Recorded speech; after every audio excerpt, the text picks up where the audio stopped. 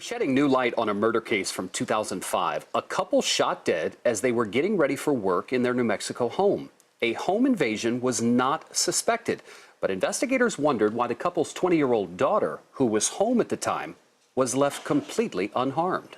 Erin Moriarty has been following the story for 6 years. Here's a preview of her report for this week's 48 Hours. That morning was I felt like that morning was the end of my life.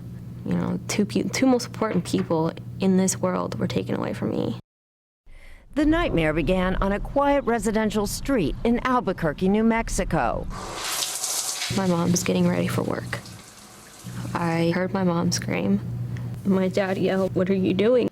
And just gunshots just went off. Boom, boom, boom, boom. Honestly, I didn't know what to do. I looked to see where am I going to hide.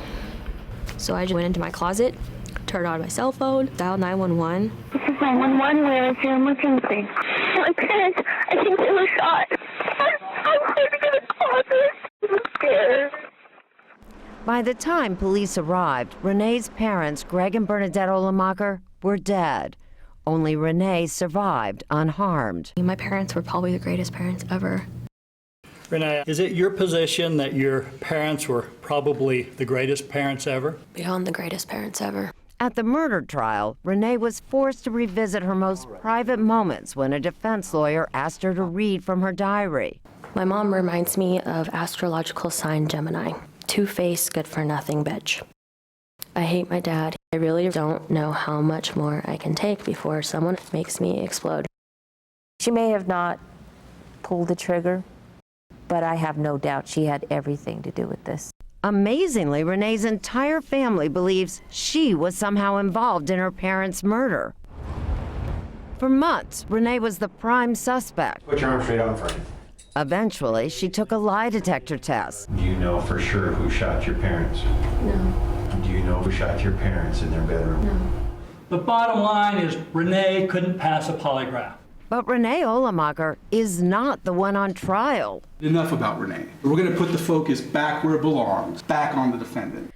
After almost a year, investigators have found what they thought was hard evidence tying a surprising suspect to the cold-blooded murders. His name, Ron Santiago. He was the mortgage broker for the refinancing of my parents' house. I was like, what? What are you talking about? Faith, you may call your next witness. And Erin Moriarty joins us now. Erin, this is, like so many cases you've covered, fascinating.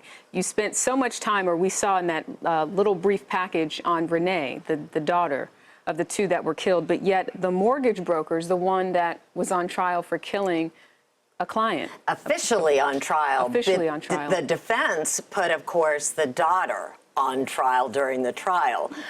This was very odd. This was one of the odder stories I've covered because there were two really credible potential suspects. The daughter had a motive. There was money involved. She clearly had had issues with her parents.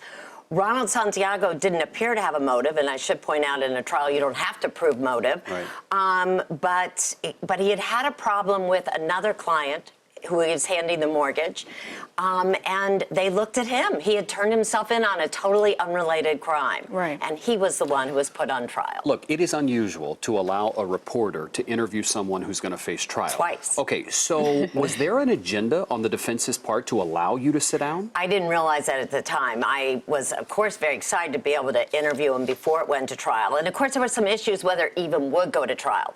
But it turns out what the defense was hoping, that I would be tough on him, and that they weren't even worried about the prosecution using it at trial because the prosecution couldn't do any cross-examination. They showed our interview, but the jury could only do what I asked, could only hear what I asked. There was no cross-examination because Ronald Santiago didn't take the stand. He took the stand in my interview, but he didn't take the stand. So I got to ask the questions. The prosecution didn't, and the defense took a bet on me. Wow. Allow me, if you will. Who do you think did it? Well, I never thought there was enough evidence to convict Ronald Santiago. I've interviewed him twice. I couldn't shake him on anything. There are some very strange parts of his story, but there isn't any evidence to tie the daughter either. So this is one of those true mysteries. I think anyone who watches this will have a different view. Anybody who watches it. The daughter is odd, but odd is not criminal. Ronald's a little odd, too. Thank you, Thank you Erin. so much. Erin Moriarty, thanks for being with us. You don't forget, you can catch Erin's full report, A Daughter, a Mortgage, and 2 Murders, tomorrow night. That's at 10, 9 Central, only on CBS.